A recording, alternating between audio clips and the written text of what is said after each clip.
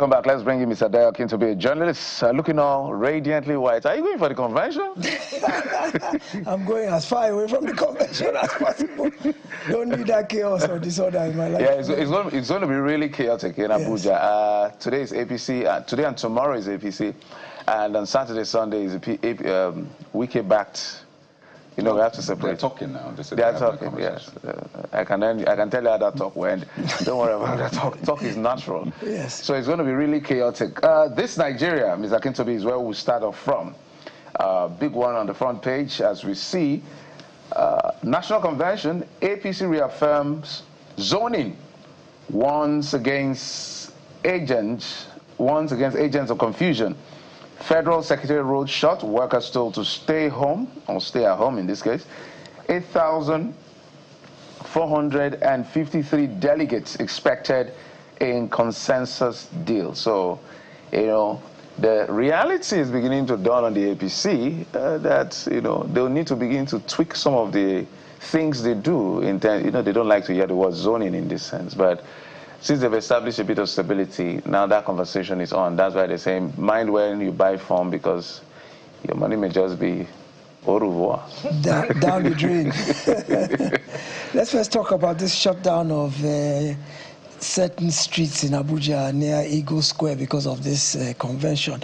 My issue is that you need to disrupt the daily lives of several million people because of 8,000 people. Isn't there a way we can manage that situation? For example, schools today, they won't be able to go. The kids will miss school today. Yeah, whose schools are? School from home. They'll school from home.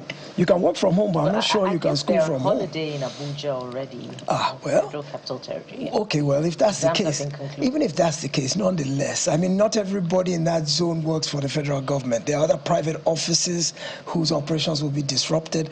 I think we should be able to manage these kind of situations better without disrupting the daily flow of everybody else and inconveniencing a larger number of people.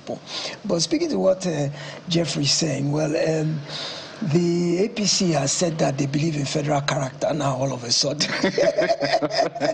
They believe in federal character, and so they've zoned certain offices to certain regions, and anybody who is buying form who is not from the area that office has been zoned to, you're on your own. In fact, you've thrown away your money. So, well, the question becomes, are we in a situation where we are looking at merit, or are we looking at a situation where we're looking for ethnic balance? You know, whatever happens at the party level ultimately is a microcosm of how the larger political space runs. So you look at it and you say, okay, well, APC has 8,400 and something delegates. Truth be told, most of those positions are anointed already. I mean, they're going by the consensus approach. You saw the screening exercise yesterday of the people who put themselves forward for office. I believe the current chairman, Yeltwada, is going to be returned. The secretary, Bashiru, is also coming back. So it's not so much a democratic election per se as it is an anointing, which now questions the issue of how democratic really are we in this country, especially if the ruling party is doing this kind of working to the answer to where certain offices are already predetermined as to who's going to get it. I'm sure there are other people who are interested in these offices, but the way it's been structured, they don't have a chance of being thrown out. No, the bigger, I think the challenge may not be the zoning itself. So you can zone. Yeah. I think what is a challenge now, so let's say they zone to your state to produce a national publicity secretary. Yes. You should be able to have 2-3 persons in your state, you know, coming out to say, I'm interested. So, for Mr. Moka, I'm not looking for your work. They're only printing one form. So it looks like they just said, let's just return these guys. Yes. If you want this position, it's not just that it's been zoned. Certain people have, you know, there's a consensus candidate. So that's the whole thing about consensus, is that ultimately it throws up just one person. At the end of and they print one form, and everybody is out to lunch. Everybody else is out of luck. I know they are ready for the consequence of their action. They are very smart people. Okay. Dagogo Fubara has resolved to go to court, right? It is right. It is right to go to court. Absolutely. 5.1 million in this economy can fund petrol for a long time, right, Jeffrey? Actually, for maybe 3 weeks. Depending on the vehicle you use. If you drive the kind of car that Mr. Akintobi drives. It's called a gas guzzler. Maybe for 1 month, right, Jeffrey? No, it's way less than that. Have you seen the car? Oh, goodness me. On national television, doing this to me. Okay, let's head to The Guardian this morning. Let's look at other consequences. Power failure, fuel costs trigger public health, financial crisis. And we see a very vivid picture there, under the big picture of The Guardian. Can you see that woman in the greatest discomfort? Does it look like what you're going through currently with no power, and then perhaps even your rechargeable fan has disappointed you as well, and there are other consequences, mosquitoes, malaria. Mr. Akintobi, I know this is a far cry from what you're experiencing, but you can go ahead and speak to it. Well, even though that's just a cartoon, it actually symbolizes what the average Nigerian is going through today. First of all, it's a double whammy for us, because at a time when temperatures are rising, I mean, this week, most of Nigeria has been about 40 degrees Celsius and above. At a time when temperatures are rising, it's a time when we don't have power to cool ourselves. And it's also a catch-22, because guess what? Why is the heat rising in this area? It's primarily because we're using air conditioners, we're using refrigerators, and we're using fossil fuels, generators. These things are causing greenhouse gases that are depleting the ozone layer, that are making temperatures rise. So it's a catch-22 situation. Our lifestyle is causing temperatures to rise at a time when there's no power for us to use to cool ourselves. And the alternative means of cooling ourselves have become so prohibitively expensive. And we keep trying to find out why all of a sudden, what is the issue with this power outage? And we hear different stories. There's debt to the gas companies. The national grid is not getting enough generation. The discos don't have enough supply. Things that don't make sense to us, because at the end of the day, all we want is power. I mean, we're already paying so much for it. I'm on Bande 600 naira per kilowatt hour. And in spite of you're not getting it, you're still paying that much, and you're also paying for alternative power. So you look at it and you ask yourself, this makes no sense. And the fallout is already beginning to be felt. I feel like even the Minister of Power has nailed his own coffin in terms of his political ambition. Whether he's responsible for this or not, the buck stops at his table, and people are really upset with him that why on earth, in the 21st century, when Nigeria is 65 years old, can we still not generate enough power just to do the basic things? I mean, look at things like even water. It's affecting water because most people use bore wells that they have to use electricity to pump the water. Worse than that is the health implications.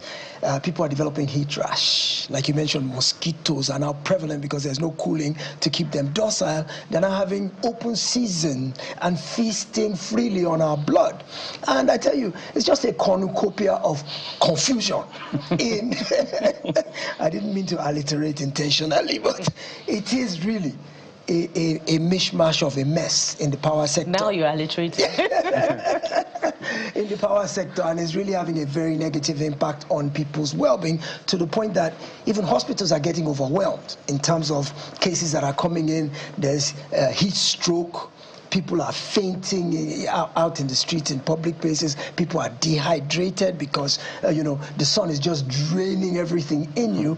And it's becoming a health crisis, which is what The Guardian is talking about. Basically, is that the intersection of the power outage with rising heat is giving rise to health problems. That's not to talk about the strain on Nigerian people's pockets, who now find themselves having to find ways to cool themselves at a time when alternative power is very expensive. And I don't see government making a wholehearted effort to try and relieve this burden on people. Yeah, they say all the right things, CNG buses, this, that, and the other, but I don't see a concerted effort to try and ease the strain. The power minister has said give him 14 days. I don't know what he intends to do in 14 days to improve our lot, but clearly we can't continue the way we are.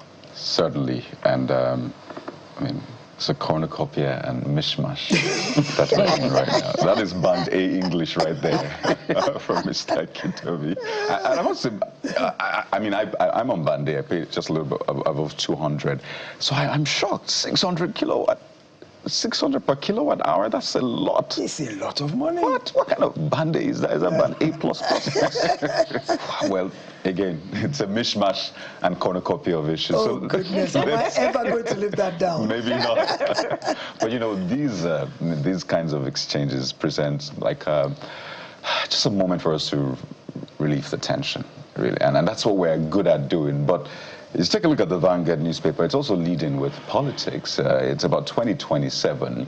Vanguard newspaper leads with support for Tinubu ignites fresh rumbles, not in the APC, Mr. Akintobi, in the PDP. You see, Turaki's PDP rules out back in Tinubu amid peace moves. No going back on reconciliation. But George Saraki, he was on our sister political program yesterday, running one-party system worse than infidelity. But George, PDP will field presidential candidate Wike's camp, will ensure PDP remains platform for aspirants. Saraki and Kwara PDP leaders back Abuja convention. It's on page 5, Mr. Kitobi. It is what it is. While Nigerians are experiencing the heat, power situation, petrol price, and all of that, it looks like the politicians are having a field day. I should say that conducting conventions at this time or meetings at this time will be extra expensive. Yes. They will cost more. Absolutely. Because naturally the vendors have to also go through, you know, the high price of petrol and all that. So they'll pass the eventual cost to the parties. But it looks like they're in an alternate planet. Universe. So should we, you know, just give them some bit of, what will I say now, cut them some slack? Because politics has to go on. They have to do what they have to do. I don't know. I'm just helping Nigerians to approach this the right way. How do you approach this issue? There's an unhealthy, incestuous relationship here that isn't making any sense. And sitting right in the middle of that is the Minister for the Federal Capital Territory. It is incongruous and unheard of for one party that is supposed to be the competitor to another party to be talking about supporting that party. The whole notion of democracy is about competition to throw up the best. The only way you can ever get the best is when you have alternative choices and they compete against each other and the best prevails. So if you have not even cross-carpeting in this case, but one particular party whose some elements are supporting the competition, it makes nonsense of the entire notion of competition. It makes nonsense of the notion of democracy. But they say they have a right to support whomever they want to support. Well, then they shouldn't be in the opposition party. They should go and be in that party that they want to support. Don't you give it to them that they're doing this openly? Because we know for a fact that there are some who present a front of opposition, but they are controlled opposition. Behind the scenes, they're shaking hands and having dinner with the party they are opposing. So don't you maybe commend them for doing this in the open? No, because that is the nature of politics, is backdoor dealing. But you've taken an oath to your party, right? The moment you joined, there were terms and conditions attached to your membership. You cannot openly be fraternizing with the enemy.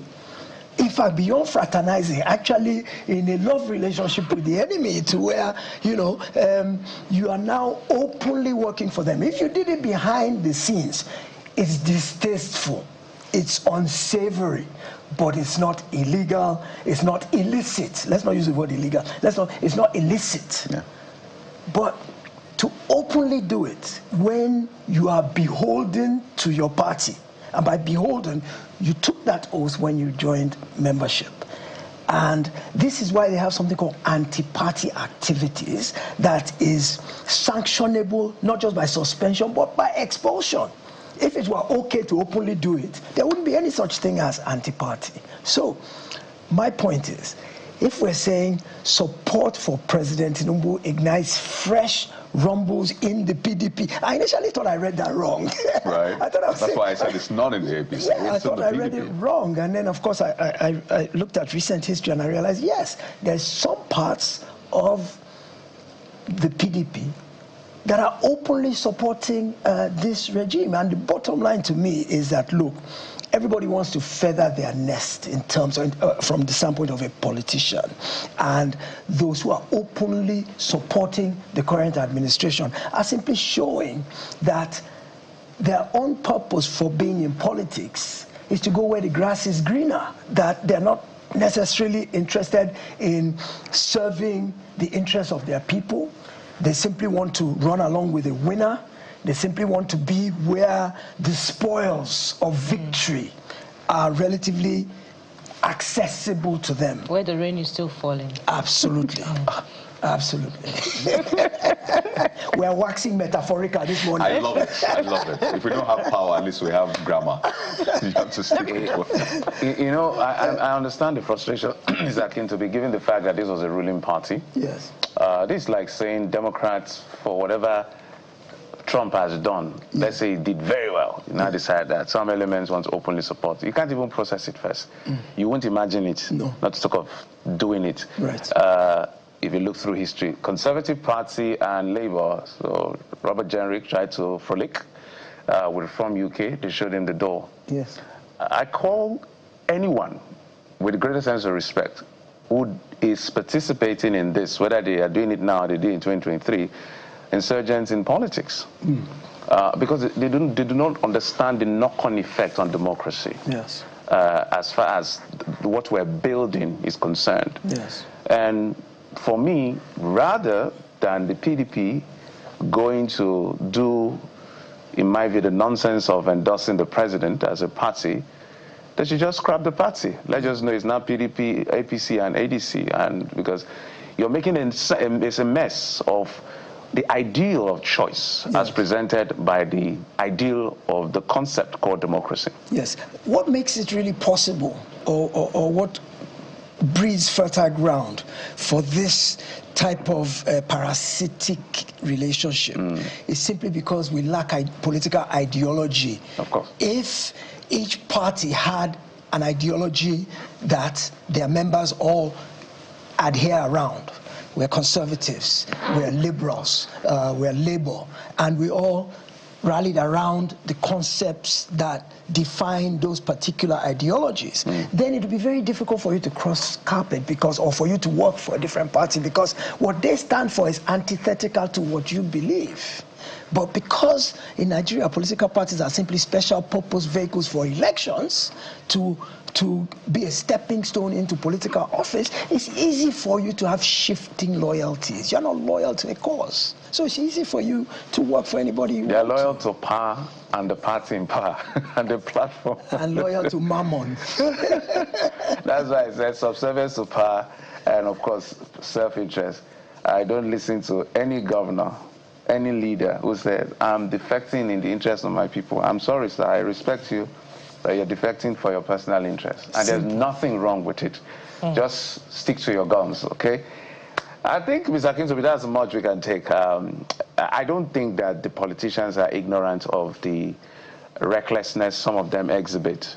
They just know that there is, for now, nothing anyone can do about it, so they can get away with it. Yes. You know, it's like living with your wife and every day tell your wife you love your neighbor's wife more than her. Okay. I was going to say tread carefully, David.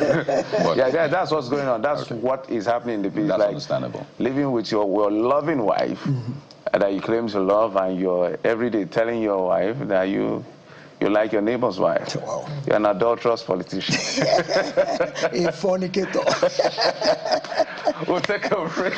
Mr. Akintobi, thank you so much. My pleasure. Enjoy your What a weekend. review segment today. Enjoy your weekend. We'll be back after this. Stay with us.